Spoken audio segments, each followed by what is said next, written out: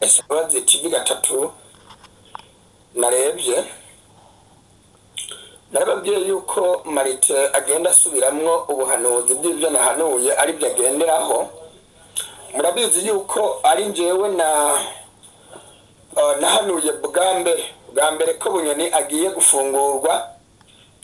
Nabihanuye kuri Narada TV, mbihanura kuri Yes Arakiza TV ndetse no ku Isezerano TV. Ariko aritoye aravuga, ariko Marite wamubeshiwe, nta soni warekeye aho wagarukiye aho ugeze kw'Imana izaza nuzamuka uhamagare Isezerano TV urubahuka.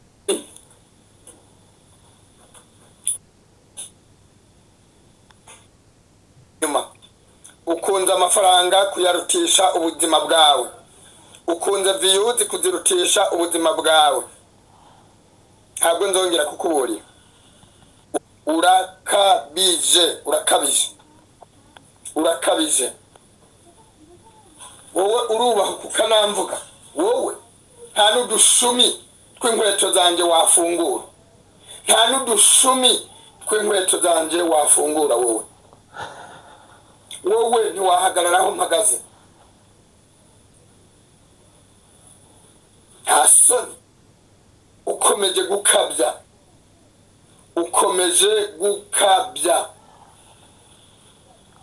Yego. Ukomeje gukabya. Umukongomani yaravuze ngo keba nayo. Ukomeje kumbabaza cyane. Sinkunda umuntu abesha.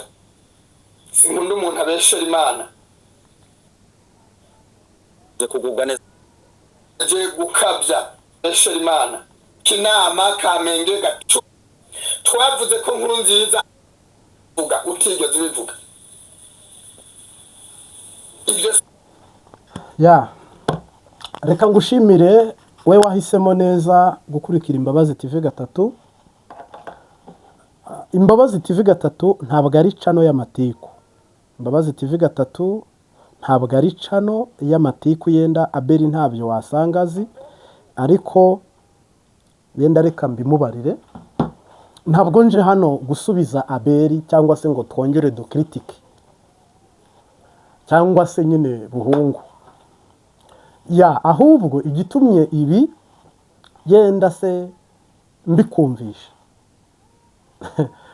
Ndamutabariza amasengesho yandi akuriye ayandi. Koko Abeli yarasaze, ntabwo ari muzima.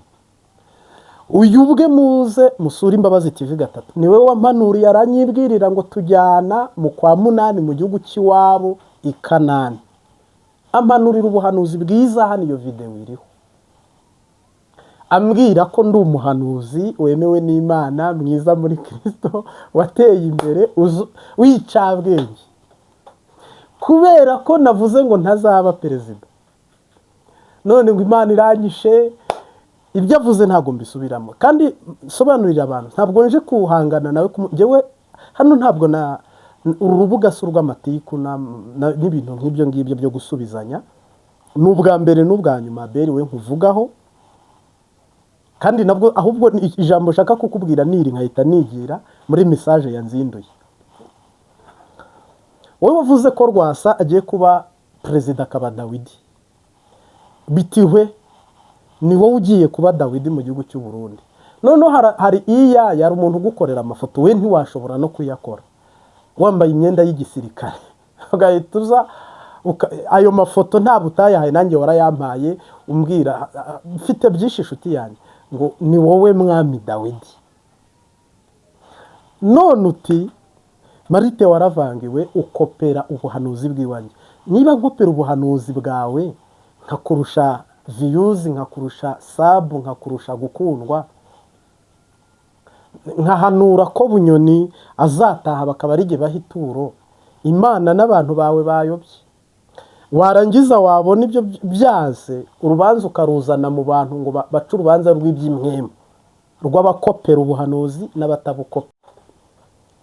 abakristo bagukurikira cyangwa se bagushigikiye baca urubanza rw'iby'impwemu bakamenya iby'umwuka, bo bagaca urubanza bagahita bashyiraho n'ibihano. Barampanisha iki cyangwa urampanisha iki? Koko wavuze ngo urandega ko ngo bampaye ituro ngo n'abantu bankunda ngo birakubabaje cyane ngo kuba ngo Marita ari we nguzwi ngo kandi ari we uhanura bigasohora. Abantu bawe barayobye nk'Imana yawe irayoba, bitiranya uwahanuye n'utarahanuye. Igihe mpabwa ntahanuye wowe ugahabwa wahanuye. Ibyo ntacyo nabivugaho kuko ntitungana. Noneho rero ku bantu bazi Abeli yaravuze ngo niwe mwami Dawidi ngo ariko arasaba inkunga y'amahera 1000 ku bari ku mugabane w'Uburaya n'umugabane wa Amerika, ngo namara kugera kwa Ntare Rushashi azabaha ibiti, abaha ibibanza, abaha akazi, abasubiza amahera yanyu. Mwamuteye inkunga. Imana rero iri gusaba inkunga, ngiye sinayikurikira niba kugira ngo ikureho neva izarinda kujya yikopesha 1000 cy'amahera. Murambwira nanjye ndayiterera iyo Mana. Sawa, bitiwe uragarutse iti jewe buhungu Abeli nta wamvuga mu izina usibye nawe na Yesu Kristo turamuvuga, usibye nawe na Data turamuvuga, usibye nawe na nyakubahwa Perezida wa Repubulika y'u Rwanda Paul Kagame turamuvuga. Uburiye igiki? Ngo n'ubwishime ni ukutitahura ko ugomba kuba muto mu bandi, ngo muri mwe nihagira uwiyumvamo ko hari icyo ashoboye azi yigenze gato ngo abe muto mu bandi bose. Ngo ushaka kuba mukuru abe umugaragu mu bandi. Ati yubahutse izina ryanjye. Wowe ugira izina? Ubwo urafise izina? Ngo sinapfundura n'imishumi y'inkweto. Uho urazigira sizo bagukuburira. Niziye nkweto wambara zitari inkuburano wigurira. Iyayira kwambika umuntu ugikeneye kwambikwa na iyaye kuri platform. Aho bihanuraho izo mbuga zose wavuze. Nuruhe rubuga nibura wavuga ngo ni urubuga nyarubuga? We rero niba ushaka kunzamukiraho, je nigeze nguhamagara kuva wagera mu Rwanda, wigeze umva nkurondera ngo Abeli se wampamagaye ukaprovoka nkakubwira nti n'ubuzanyura Nyirangarama ariho ndi uzambwire nanjye nkugurira amaturi impunzi. Hari ibindi tuziranyeho je ntaweho. Kweri nyine biragucanze, birakujabutse, birakurotse, ubunaniwe gukomeza ivuga butumwa y'ukuri, winjiye kuri bifu na Marite. Je nitwa Prophète General Marite Bikujye, ibyo ntibindaba. Ndi umuhanuzi, nabaye i Burundi imyaka 9 ntitwajyanye, tunaziranye. Mugabo sorry, wigenza nabi. Je rero nta bibazo ufise, ahubwo ubugaragwa bushobora kuba bukubanye burebure, neva gatinda kuvaho ukisanga mu Rwanda wabuze yuva niyujya, je ukaba ari je utahishava. Abagabo baraziga ngo imbwa zikishyura. None wewe niba wumva ubugaragwa bukuriye watahutse ukaje iwanyu, urandondera kwiki? Niba wumva Nevo yatinze kuvaho ngo ugende ube perezida, mama ngo wagiye mu gisoda, mama ngo wamukuyeho, none turi gupinganisha ubuhanuzi buvugishwa. Je nta aho siho ndi rwose, by'ubuhanuzi simbigarukaho, sinkopiye ubuhanuzi bwawe. Se twatanguriye rimwe, umwaka tumenyanye n'uyu nguyu turimo, maze imyaka 3 ku mbuga ngurukana bumenyi. None wewe ujuti iryo ni ishyari. Ahari wibwira ko yenda cecetse ngo ubutumwa ntambutsa abantu bashaka no guhanura bagahuza ni bisanzwe. Ahubwo wowe cunga izamu yeragira itarano wahawe, nanjye ndagiye izange nahawe. Naho niba wumva ko twe dukopeye ubuhanuzi, byihoze iminsi zabigaragaza. Turebe uwacanganyukiwe mu minsi mike turamumenya kandi turamubona. Reka tubihangama. tubihanga amaso, ni wowe waporovotse ingwano. njye navuze ko utazaba perezida, n'ubu ntuzaba we, nta n'agacimiro uzayobora wewe. Nunaraba naba ahubwo we uraporomoka, usare ujye mu muhanda wiruke.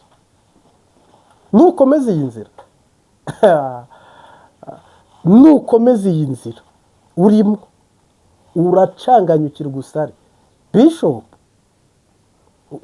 ufite ururimi rutukana, ruvumana, akabaye kose wishyira hejuru cyane, nta muhanuzi wigenza uko. Wowe uri umuhanuzi wa hehe? Ibibazo igihugu gifite cy'u Burundi, ibibazo impunzi zifite, uri muri ibyo bintu koko urakina iyo mikino. Uri uwa mbere, turaryambaye wa mumama wo muri Ninde, turaryambaye. Jewe sabye imbabazi abantu bakurikira Imbabazi TV gatatu, ntabwo yari cano y'amatiku, aberi ntimuzongera kumva nanamuvuzeho. Ugomba uzavuga ibiki n'ibiki, ntabwo nzagaruka ko kwirirwa mvugana n'umusazi, kuko uri umusazi, ntabwo ukwije, ntukomeye. None urandondera kwiki? Ntitubahame, nta kintu na kimwe cyewe nkubangamiyeho. Imbuga ukoreraho si je, ntabwo nirirwa mbungambunga mu mbuga, ntabwo nkeneye kwamamara.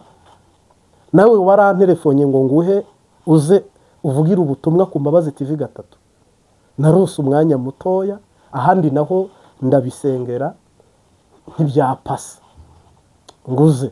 Abizi ko ibyo bintu wabisabye, njye sindagusaba ngo nicare kuri narada saba 4,000 bikuvugisha aya majambo yose. Ariko narumva naragenze ndabona aho utegereje ngo Marite ngo Imana izamuhana ngo azarimbuka. Aha kweri nyine ubwo wihweje neza ubona ari jewe byacanze byajabutse. Tugiye gupfa Bunyoni ko yatashye uramurondera kwiki? Bunyoni ko nahanuye bigasohora uramurondera kwiki? Hama ko tutari guhembesha se ngo uvuge ngo muhembye Marite atakoze yiriwe yicaye. Wowe niba Imana itaraguhembye ko wahanuriye Bunyoni, uragira ngo ndabarye nguhemba? Niba waramuhanuriye agasohoka, amen, ikibazo kiri he? Niba warabivuze bigasohora, sava. Abadukurikira ntabwo ari abana babasha kumva ibyo umuntu yavuze. Rero wowe wifitiye ikibazo, yenda se depression y'ukuntu ubuzima bw'impunzi, ubuzima bwo mu Rwanda buhenze bugoye, ubuzima bw'uko yenda nta mugore ufise, ubuzima bw'uko n'abahanuzi birirwa bagutwaye nka telekomande, ubaye perezida, uri Dawidi, bakagukorera amafoto ya iyaye ngo wabaye generali, bakakambika na pistori. Imana ijya guhamagara igahamagara iyaye ngo abantu bakumenye ngo kuri generali. Abe tubyihoze, mvuze ibintu byawe, urazi ko nzi byinshi, agahuzu kakuvaho. Nge sindi umurezi w'ibyaha, shubije ibyo wavuze rwose. Mugabo mugenzi wanje, nta muntu wigenza uko mu gihugu kitari icyabo.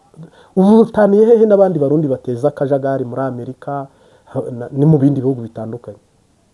Ego uri kwigenza nabi. Marite yakutwaye iki? Yakwibye iki? Aho rero sinzi ukuri bubigenze. Ni ituro rya Bunyoni jewe naraririye, nararyakiriye ku buhanuzi bwasohoye. N'ibindi ndi guhanura nabyo bigomba kuba. Hama rero nkusubize no kuri icyo narababwiye ngo bizaba ari kuwa gatandatu, kuwa Mungu no kuwa mbere, iminsi 3. Ntabwo nigeze mvuga ngo iyi minsi 3 kwikurikiranye, ngo numvise nabyo bimbwira ngo arapfuya. Nicyo navuze. Ahubwo uzambwira uti ko bibaye ari kuwa 4, ko bibaye ari kuwa mbere. Naho jewe mba mu majyaruguru, nabaye mu majyepfo, mba mu burasirazuba. Uzambwire nkuzanine n'abashinga ntahe bahamye iby'Imana yakoze hano kuri Imbabazi TV gatatu. Ariko wigana ubuhanuzi umwaka umwe, imyaka 2, imyaka 3, no mu rusengero aho nyuraho nirirwa ni wowe umpa ibyo mvuga ko waba ukomeyera uri umuhinga rero niba uhagarara ukavuga tukabisubiramo ubwo koko Imana ntiyakurenganyije ego urashonje nyamara abantu bakugaburira urashonje ushobora kuba ushonje cyangwa hari ikindi kintu kigiye kuba cyakiri gusurirana cyiteguye kuba ukirengagiza kwera ahangaha ishavu ufite ngo ni uryuko utabaye perezida w'igihugu cy'u Burundi hama naho umunsi uzamenya ko utari perezida uzarara hagiyeho undi uzarara uzirirwa kandi kweri ntabwo uzabawe icyo ari wari nikora nta n'umwe uri butwara igihugu cy'u Burundi no mu masezerano abarundi bafite nta bere urimo nta butoyi urimo musivire utashoboye kwiyobora ayobora igihugu aho kugira ngo gerere igihugu cy'u Burundi gitware wowe cyatwara Neva afazari rwose nabwira Neva ntikomereze niba ari aberi Yesu yatubikiye Neva yikomereza agira urugendo rwiza ariko narumwe abuhungu aberi ugatwara igihugu cy'u Burundi wowe uzi uburimyi icyo ari cyo uzi minisiteri y'ubuvuzi icyo ari cyo uzi y'uburimyi icyo ari cyo n'ubworozi ni ikihe kintu waravuze ngo navuze ngo ntiwize no se warize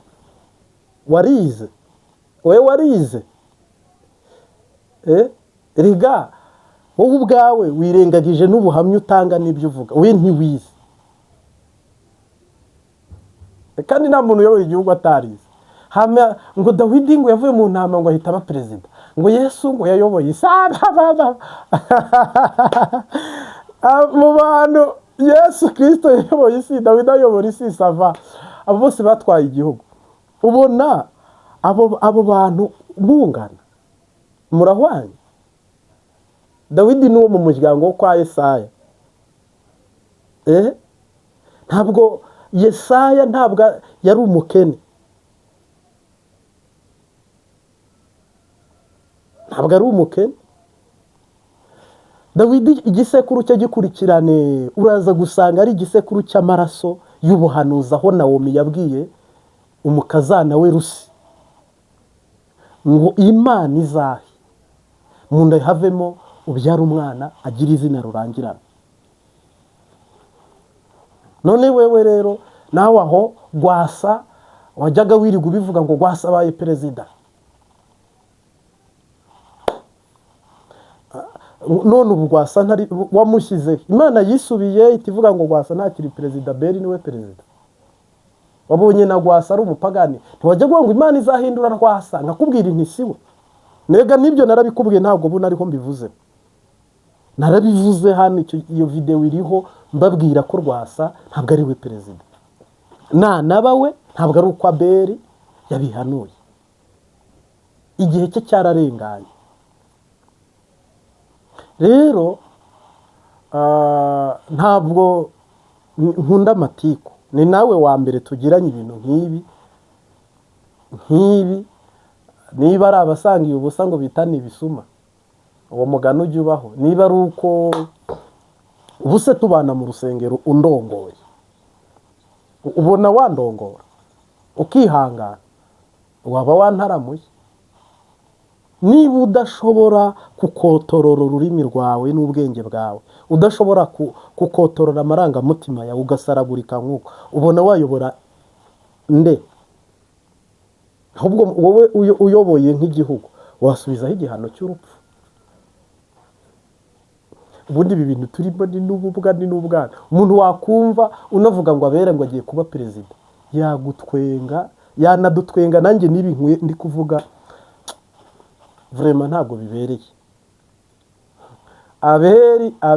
aberi wacanganyukiwe subira gusenga muhungu ongera wiyiriza ubusasha Bibiliya ngo nzahagarara ku bitugu by'abapfapfa utazahinduka ibitugu by'abapfapfa bavuga ubutumwa ku bandi wowe ukahava usigara erega wasaze jewe nari nzi ko byaheze message naguhaye wumvise. Wowe ufite umuvuduko uruta uw'Imana, sezerano ryatebye, uri gucererwa kujya kuba perezida. Wahanuye Bunyona none abantu nibamara kumenya ko wahanuye bigasohora, baraguhemba iki, baragufasha iki? Ingororano ubwo ntushaka kuzifatira mu isi, bwira Bunyona guhembe niba waramuhanuriye. Jewe ituro bararimpaye naraririye, mubwira guhembe. Mutama Bunyona uramurondera kwiki? Niba Imana imukuye mu mpimba aho nyene kwera ati ninjye ushaka uba umuhanuzi umwe mu isi, ushaka uvugishwe ibyo duhanura se ko Yesaya yabihanuyera, araza aburane. Ibyo duhanura ko Kristo yabihanuye, araza aburane.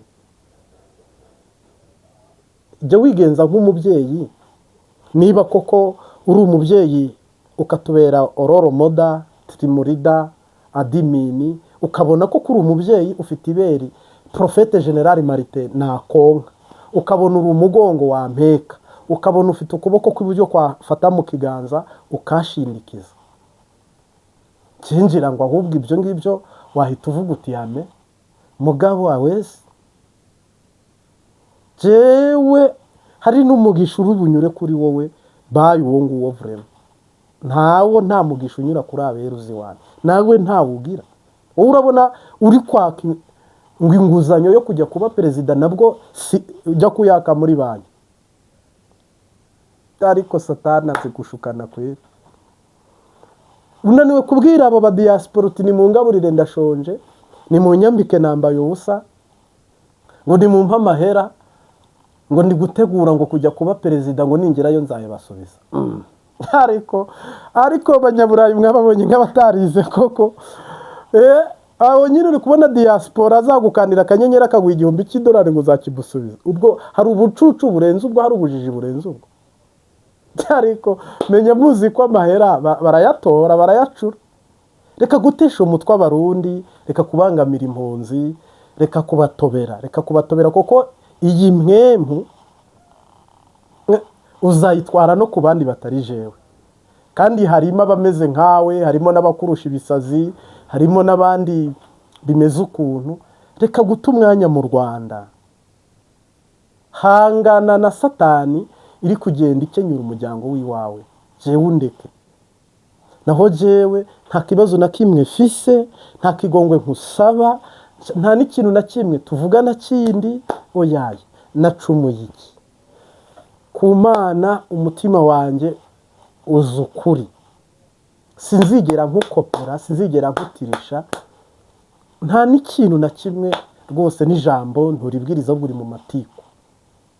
Urankebuye ikebuka ari wowe, nta kibazo ufite. Jewe urugo rwanjye rurahari, najye ndahari, igihugu kirahari. Ahubwo jewe ndumwe mu bari gusengera Burundi, aho wavuze ati Imana iduhaye umunyarwanda wo kudushyigikira, dusenge dutahuke. Uri kungwanya nje kuguha inkunga, ngira ngo ahubwo wakanyegereye ukajya umbwira uti ibi babivuga uko mu Kirundi, ukagira utwo ufasha mubona nakoshejemwo. None uti oningi kuri Marite, oningi Marite, Ezekiel yakisizemo.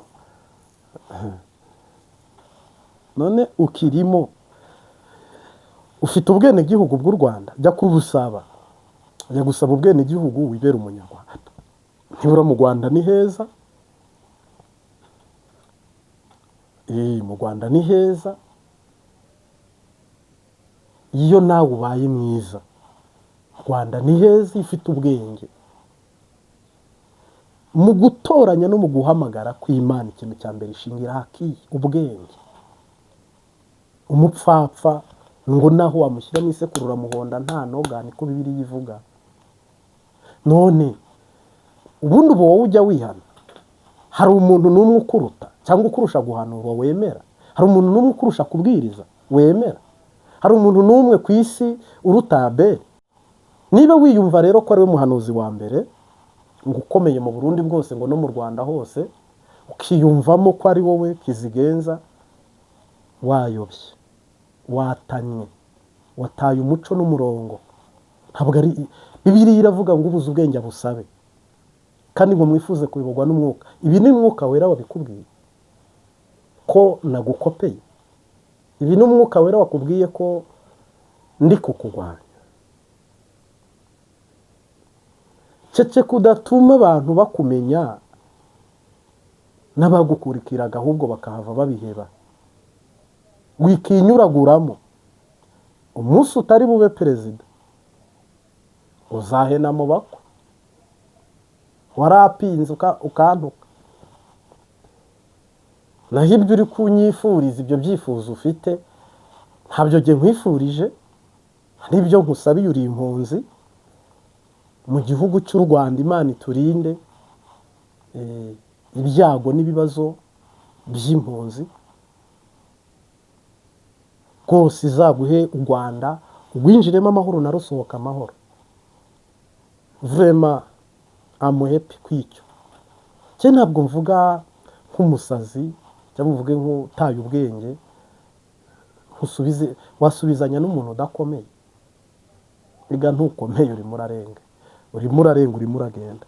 Kandi Satani yucunga ashobora kugukoresha ikintu kimwe cyiza kugira ngo urushirizeho kurira, noneho agukoresha 10 bibi. Ntabwo erega n'ubu ngubu ugena hano ibyo byose bigasohora n'ibimenyetso navuze bikaba, ntabwo bimpa kwirara, ahubwo bimpa gusenga menshi no gushira amanga, nkakenyera nkakomeza. Koko ntabwo Yesu yabuze abakozi, ahubwo akeneye ko tumwumvira, akatuyoboza umwuka wera. Rero wowe niba ushaka kuba nka Korode, jye sindi Korode. Ushaka kuba nka Ezekiyeli, jye sindi Ezekiyeli. Channel yanjye si y'amatiku. Abantu bakurikira Imbabazi TV 3 ntabwo ari abanyamatiku, ntibanumva amatiku. Widukwegera mu bintu by'ubwishime no kwishima ku bantu no kwiyemera no kwishyira hejuru. Oya, twebwe twamaze kubatirizwa ikibatizo cy'umwuka n'icy'amazi menshi, twigiriye mu ijuru rwose. Rero niba wumva hari ikindi kibwira Imana, izagufasha. Uri imishumi y'inkweto utagira Yesu atarakugurira, ataranaziguha. Ntanzu ugira yo kubamo. Ngo nimurebe, ngo nicaye mu ntebe noneho nk'iya bunyoni y'inzahabu. Umugabo ubyaye ufite umwuzukuru, ngo nimurebe ngo nicaye mu ntebe nk'iya bunyoni ngo yizahabu. Kweri aho nyene none ingo zose imihana tuvugamo ivugabutumwa, nitujya tuhagera tukasanga intebe nziza tujye tuzicaramo, tubwira abandi ni ikinyugunyugu yagurukaga, cya kinyugunyugu kiguruka kikajya ngo naha hari ahacu. Ahubwo iyo uvuga uti nayiguze, iyo uvuga uti Imana yampaye intebe nziza, ati nk'izo bunyoni yamuhaye. Gusura naka ugasanga intebe ziriya bakoresha cyane mu bukwe, wayicaramo ugakoreramo ikiganiro ngo nicaye mu ntebe nk'iya bunyoni. Ahubwo urafise ingorane wowe, bagucunge udapromoka. Je rero rwose wiza kunyanduranyaho niba ubutayu bukuriye wifite ibibazo byinshi n'ingorane. Je nta bibazo ufite, ibyo ufite ndabisengera, ndabimanajinga, shyiraho speed govern. Nta bibazo bigomba gusumba umutima wanjye ngo ndinde ntishavu ku bantu. Oyaye, ngo ndinde mbitura abantu. Oyaye, urwego ibintu biriho ni inyishu, nta bibazo gifite nk'ibyo ngibyo. Wowe igirira ingorane zawe ku gatwe k'iwawe, mu mpamvu z'iwawe, ibindi si hondi. rero